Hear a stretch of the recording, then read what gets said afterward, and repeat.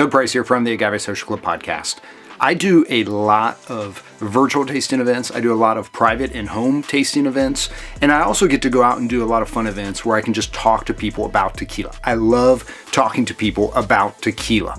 Make no mistake that pretty much every single tasting event I do, somebody wants to talk to me about Clase Azul, Casamigos, or Don Julio 1942. And they bring them up because they usually want to tell me that those are the best tequilas that they've ever had. Some may also throw in Casa Dragones in there as well. Now, a lot of times I leave these events and my heart hurts a little bit. I've learned that educating people on good quality tequila is easier said than done. So you love Clase Azul, Don Julio 1942, and Casamigos. I don't blame you.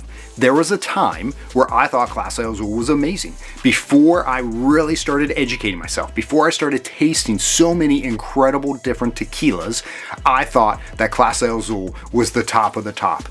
And it's not.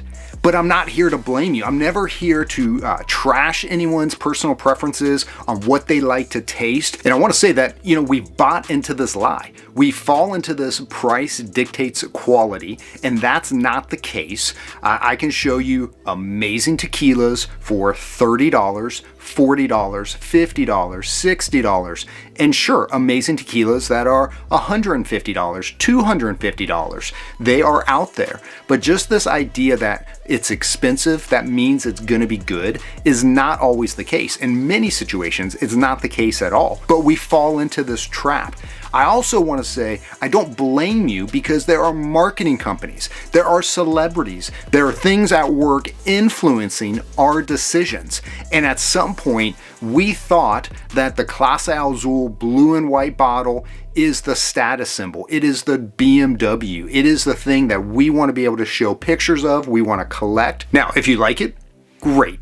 Again, not here to trash your preferences, but I want to tell you there are so many better tequilas on the market that may not have the influence, may not have the marketing budget, may not even care. There are so many amazing tequila producers that they just want to make their tequila because it's their art. They're not trying to be the next Patron or the next giant brand. So let's just hit those three real quick. Clase Azul. Clase Azul, beautiful bottle. There's artwork in there. It takes, I think, a few weeks to make those bottles. Very, very beautiful. I mean, there's art within that bottle there, but the juice inside is heavily manipulated. I can taste it now, and I can taste all of those additives. This isn't a bash on additives, but this is heavily manipulated. I don't even think that you can go tour this distillery and see how this tequila is made. I hear they're building a new distillery. Last time I was in Mexico, I drove past a giant building and somebody said to me that's where the new Clase Azul distillery is going to be. But I don't think you can go and tour it because they don't want you seeing how they're making this tequila. Casamigos. Casamigos is another heavily manipulated tequila.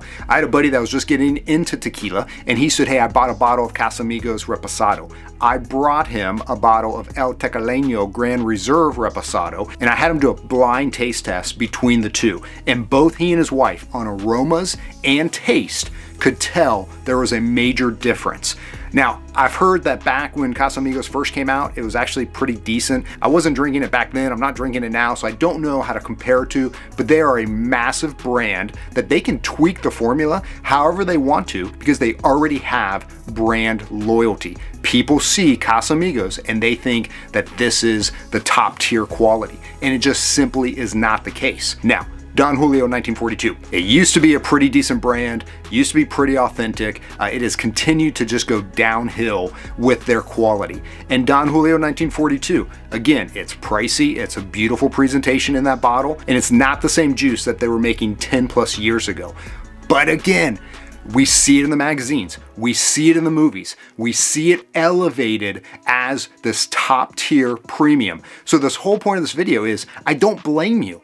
But I want to bring you in on this story of amazing tequila. And maybe I can introduce you into some other well-made tequilas that you will start to understand and see, wow, this is what tequila should be like. I've got over 40 episodes on my podcast out. Check out the Agave Social Club podcast. There's been a lot of amazing brands that I've featured and hear straight from them, the tequila producers, the owners of the brands, and hear their stories. So the next time you're out, the next time your buddy says, hey, let's do a round of Clase Azul, or let's do some Don Julio 1942, let's educate ourselves and know that there are better options out there. Now, how do I do that?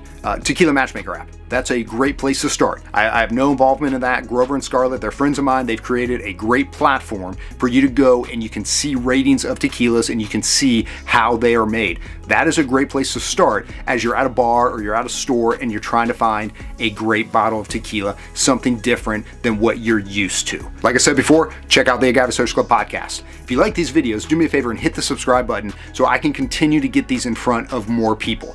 I'm Doug Price. Thanks for watching.